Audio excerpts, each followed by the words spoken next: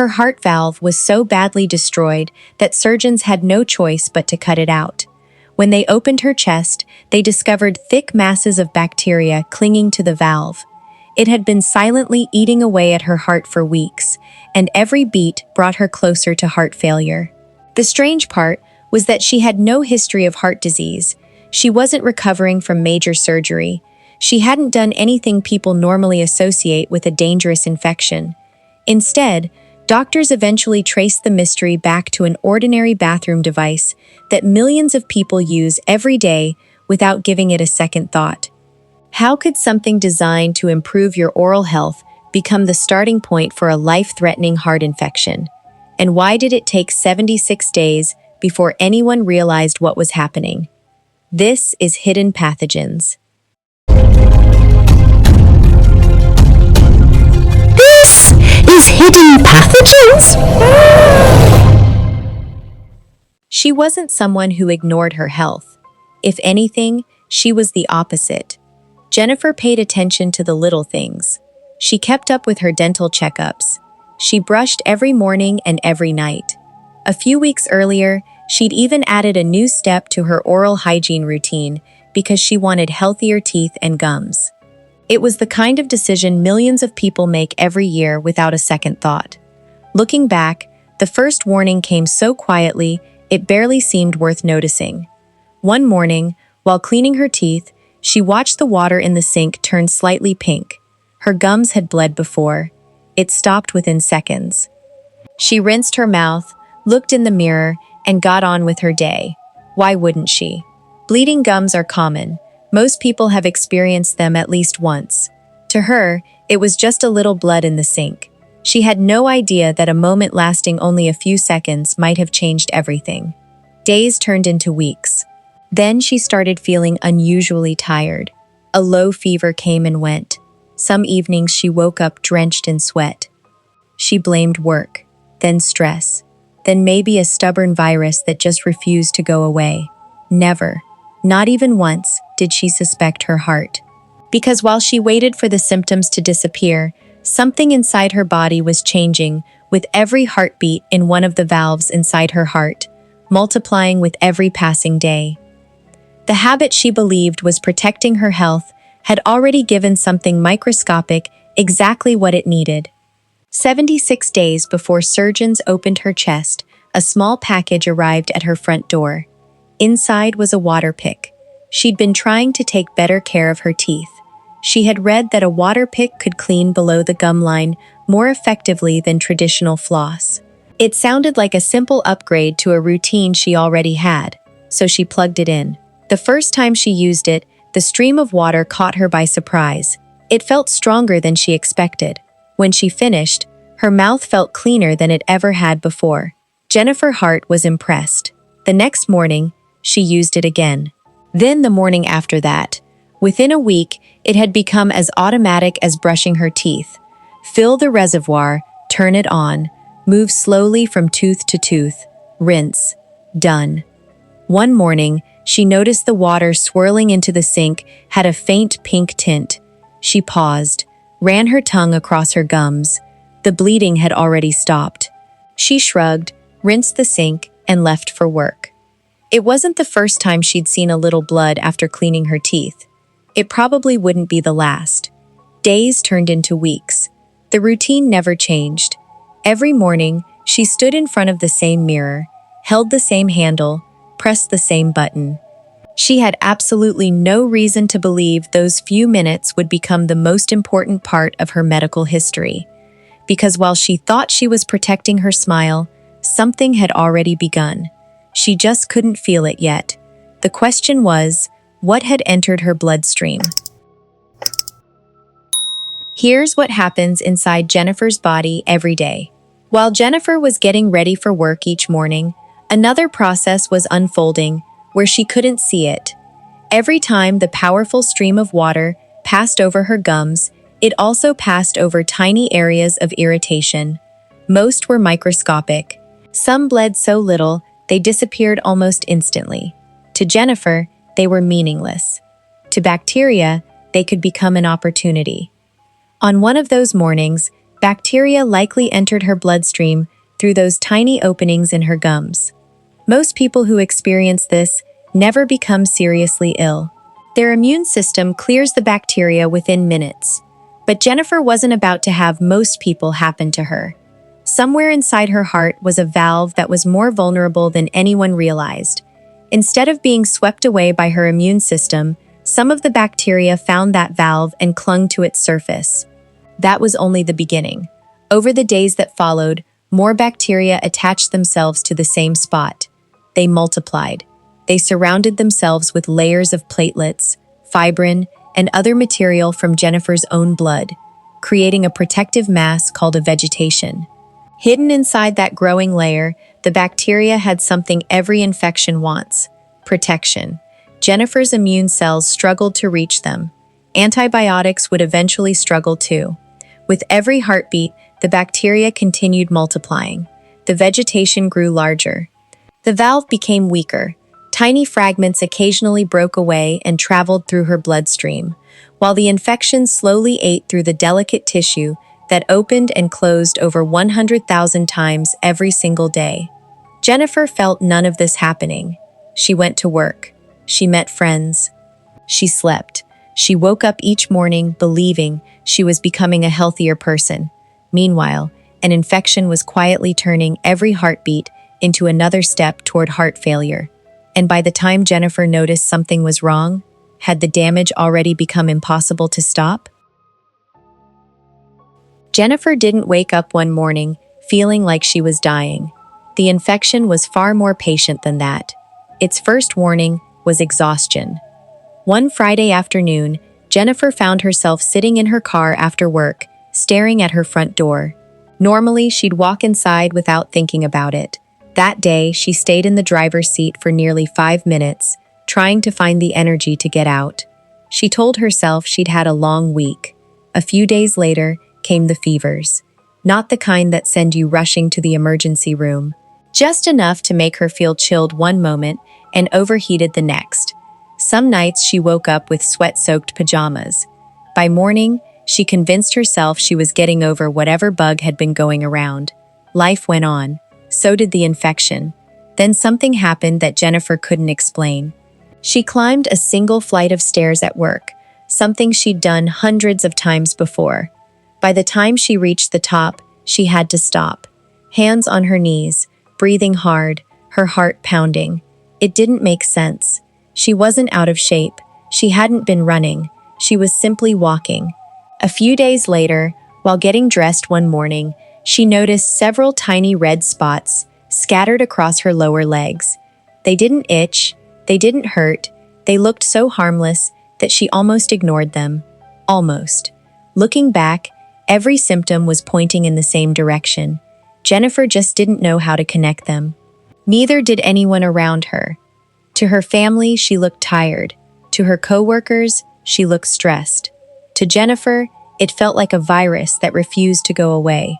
No one, not even Jennifer, suspected that an infection was quietly damaging one of the valves inside her heart with every passing heartbeat.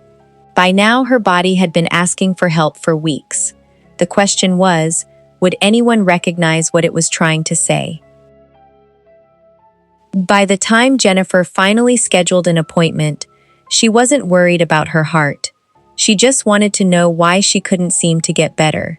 She described everything: the exhaustion that lingered no matter how much she slept, the fevers that came and went, the nights she woke up drenched in sweat, the breathlessness that now followed even simple tasks. The doctor listened carefully. Jennifer's temperature was slightly elevated. Her blood tests showed signs that her body was fighting an infection, but they didn't reveal where. "This looks like a stubborn viral illness," the doctor said. "It should run its course. Get some rest, stay hydrated, and come back if you're feeling worse." It sounded reasonable. Jennifer thought so too. After all, viruses are common. Heart valve infections are not. Before she left, the doctor listened to her chest. It took less than a minute, not long enough to notice the faint murmur that had begun as the infected valve struggled to close properly. No one ordered an echocardiogram. No one drew blood cultures. And no one asked a question that would later become incredibly important. Have you noticed any bleeding from your gums or changed anything about your dental routine recently? That question was never asked. So Jennifer walked out of the clinic believing she simply needed more time. She went home, she drank more water, she slept longer, and the bacteria inside her heart kept doing exactly what they had been doing for weeks: growing. Every heartbeat carried blood through the damaged valve. Every heartbeat also gave the infection another chance to destroy it. Jennifer had finally asked for help. The question was, how much damage would happen before anyone realized the first diagnosis was wrong? 3 days later, Jennifer woke up gasping for air. She sat upright in bed, trying to catch her breath. It didn't help. Every breath felt shallow. Every heartbeat felt fast. Something had changed. This wasn't the slow exhaustion she'd been living with for weeks. This was different. She looked at herself in the mirror. Her face was pale. Her lips had lost their color. Even standing still felt like work. Jennifer didn't drive herself to the hospital. A family member did. By the time she arrived at the emergency department, the triage nurse could see immediately that something was wrong. Her heart was racing. Her fever was higher than before. Her oxygen level was beginning to fall. This wasn't a stubborn virus anymore. Blood was drawn. More tests were ordered. Then, while one of the emergency physicians listened carefully to Jennifer's chest, he paused. He listened again. There it was, a heart murmur. Whether it had developed recently or simply become easier to hear, no one could say. But it changed everything. For the first time, the possibility of an infection inside Jennifer's heart entered the conversation. An emergency echocardiogram was ordered. The images appeared on the screen, one heartbeat at a time. The cardiologist stared silently. Something was attached to one of Jennifer's heart valves. It wasn't supposed to be there. The valve wasn't simply infected. It was being eaten away. Jennifer didn't have the flu. She didn't have pneumonia. She had infective endocarditis. And the infection had already destroyed large portions of one of the valves, keeping blood moving through her heart. The room suddenly became very quiet, because everyone in that room understood the same terrifying reality. Antibiotics alone might not be enough anymore. If Jennifer's heart valve couldn't be saved, what would the surgeons have to do next? Before we continue, if you're fascinated by real medical mysteries like this, share this video and subscribe to this channel. And if you value these videos, there's a free link in the description and pinned comment that helps support the channel. Every bit of click helps us continue researching and telling these stories, and it's completely free. Now, let's continue. The echocardiogram explained where the infection was. It didn't explain how it got there. Jennifer was admitted to the hospital immediately. Before a single dose of intravenous antibiotics was started, several vials of blood were drawn and sent to the laboratory. The doctors needed to know exactly what they were fighting. 2 days later, the results came back. Jennifer's blood cultures had grown bacteria. The diagnosis was now official: infective endocarditis. But another mystery had taken its place. Where had the bacteria come from? Jennifer hadn't recently had surgery. She didn't inject drugs. She hadn't been hospitalized. None of the most common risk factors fit her story. Then an infectious disease specialist walked into her room. He didn't begin by looking at the monitor. He pulled up a chair instead, and he started asking questions. Have you traveled recently? No. Any tattoos or piercings? No. Any recent dental work? Jennifer shook her head. Again and again. The doctor paused. He glanced at Jennifer's chart one more time before asking a question no one else had thought to ask. Has anything changed about the way you take care of your teeth? Jennifer frowned. Then something clicked. Actually, she hesitated. I bought a Waterpik about 2.5 months ago. The doctor looked up. How often did you use it? Every morning. Did your gums ever bleed? Jennifer thought back to the mornings she'd seen faint pink water disappear down the sink. She remembered running her tongue across her gums, She remembered telling herself it was nothing. Sometimes, she said quietly. The room fell silent. The doctor didn't answer right away. Instead, he looked at Jennifer, then at the culture results, then back at Jennifer. I think, he said, we've just found the beginning of your story. For the first time since Jennifer had been admitted, every unexplained symptom, every missed clue, every wrong diagnosis suddenly seemed connected. But could something designed to protect her teeth really have destroyed her heart? So how could something designed to improve Jennifer's oral health become part of a life-threatening heart infection? The answer wasn't the Waterpik itself. It was what had been living inside it. Like any device that repeatedly holds water, a Waterpik can develop a biofilm if it isn't cleaned and maintained regularly. Biofilm is a thin, sticky layer where bacteria attach, multiply, and protect one another from being washed away. You usually can't see it, you usually can't smell it, but that doesn't mean it isn't there. Every morning, Jennifer filled the reservoir, switched on the device, and aimed a pressurized stream of water along her gum line. Normally, that isn't dangerous, but Jennifer's gums sometimes bled. Those tiny spots of bleeding mattered more than anyone realized.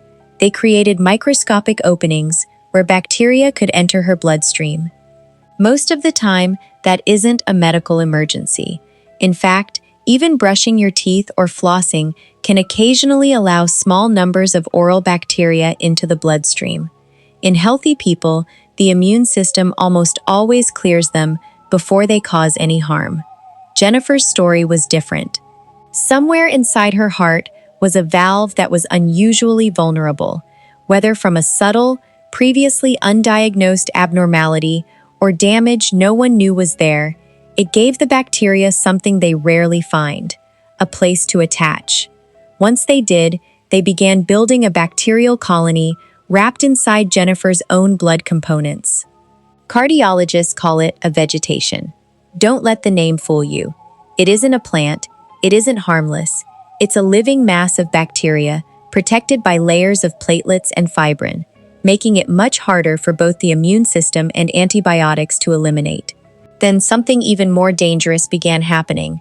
Every time Jennifer's heart beat, the infected valve slammed shut against that growing mass. More tissue was damaged, more bacteria multiplied.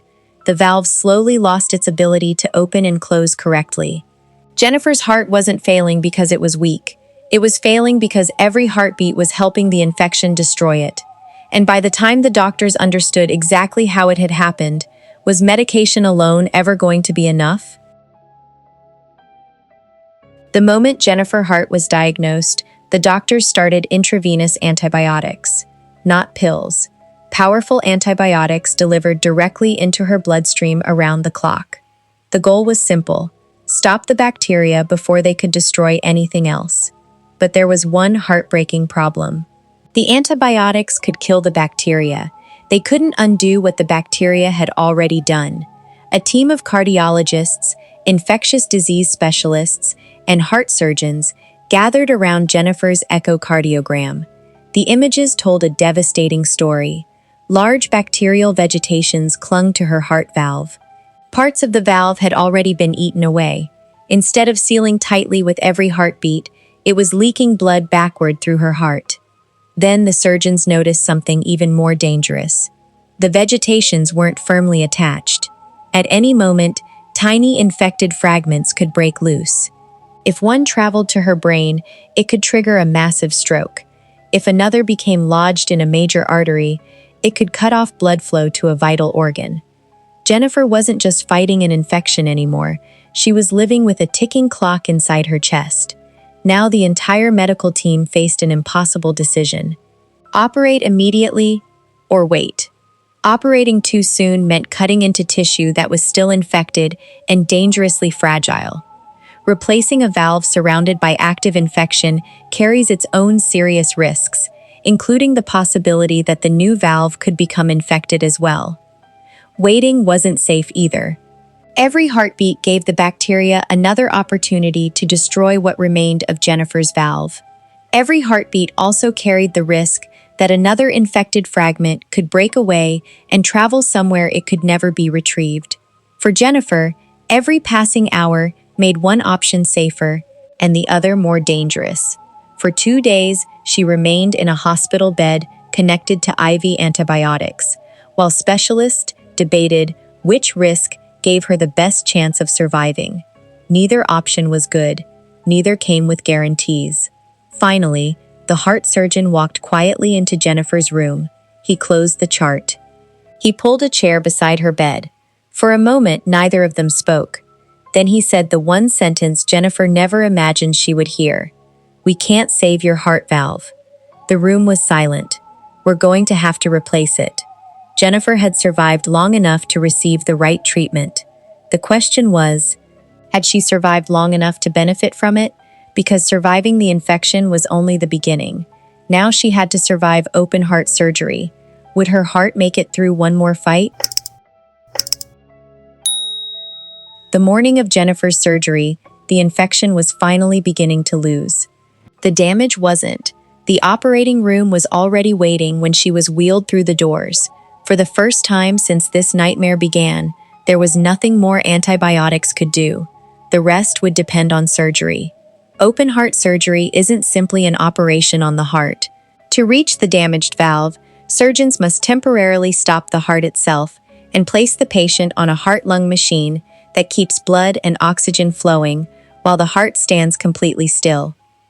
Jennifer's heartbeat had carried the infection for weeks. Now there would be no heartbeat at all.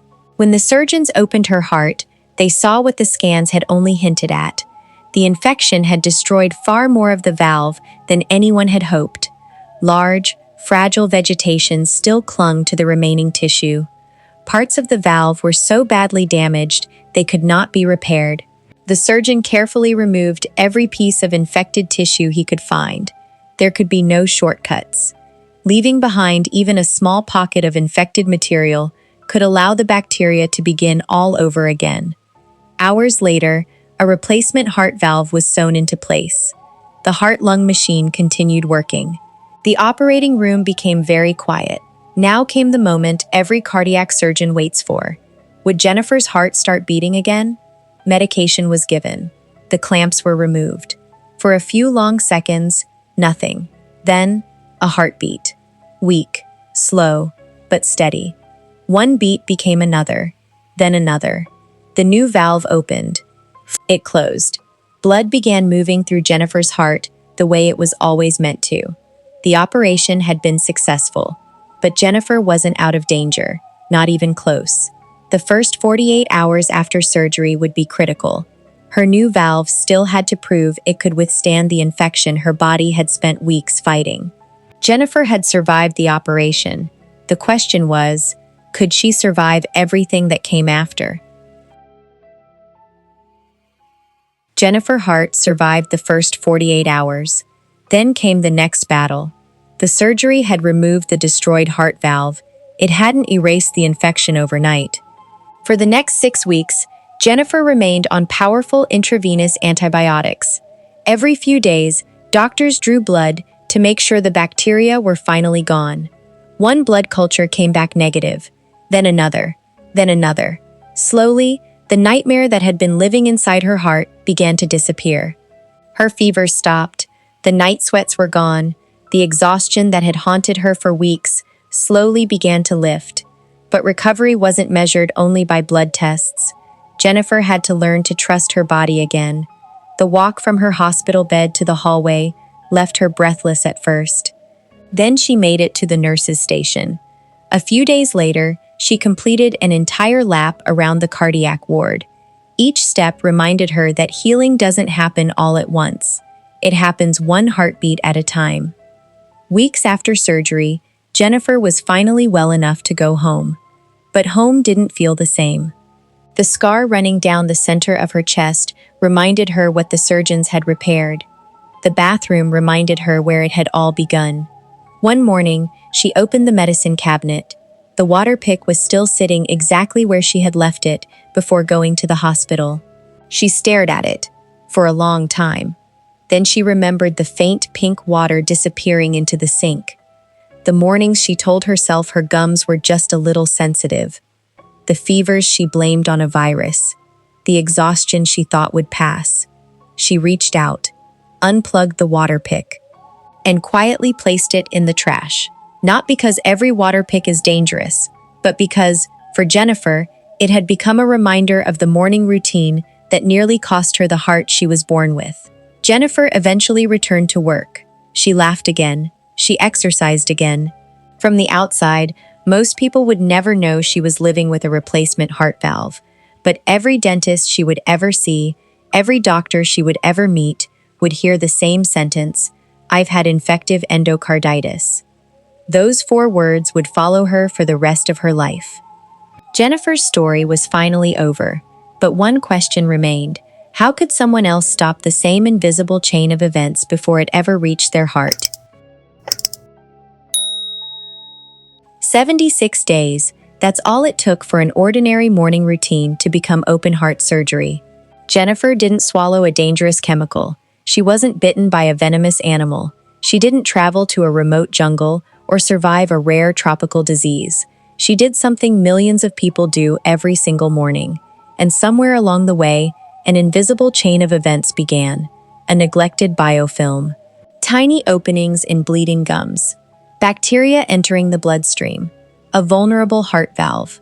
Week after week, heartbeat after heartbeat. That invisible bridge carried an infection to the one place it could do the most damage. The frightening part isn't that this happened. It's how quietly it happened. Jennifer never felt bacteria entering her bloodstream.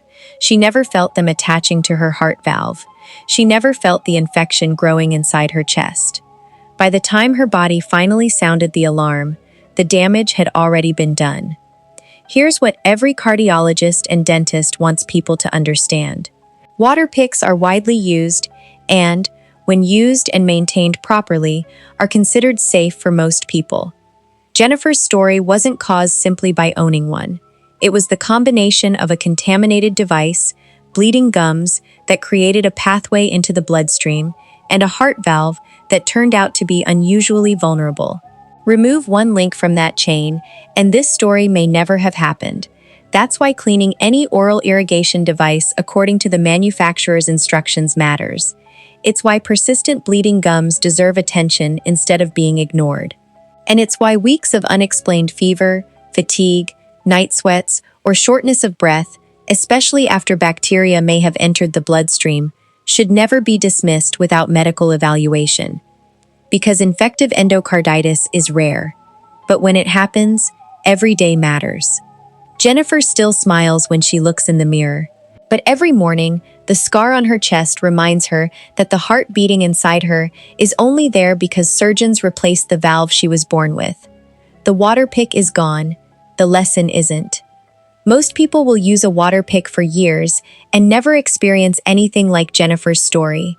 But if this story changes one habit, if it reminds one person to clean their device, take bleeding gums seriously, or seek medical care when something doesn't feel right, then Jennifer's fight may help protect someone else's heart. One ordinary morning, one invisible bridge, one life changed forever. If you made it all the way to the end, thank you. These stories take a lot of research to put together. If you'd like to support the channel, you'll find a free link in the description and pinned comment. Checking it out helps support future videos, and every click allows us to keep bringing these cases to the channel. Also, it's completely free. And if you learned something from this case, like, share, and subscribe for more real medical stories. And if you chose not to subscribe, leave a comment and tell me what would make these videos better. I read far more comments than you might think. This is Hidden Pathogens. I'll see you in the next video. Good night. This is Hidden Pathogens.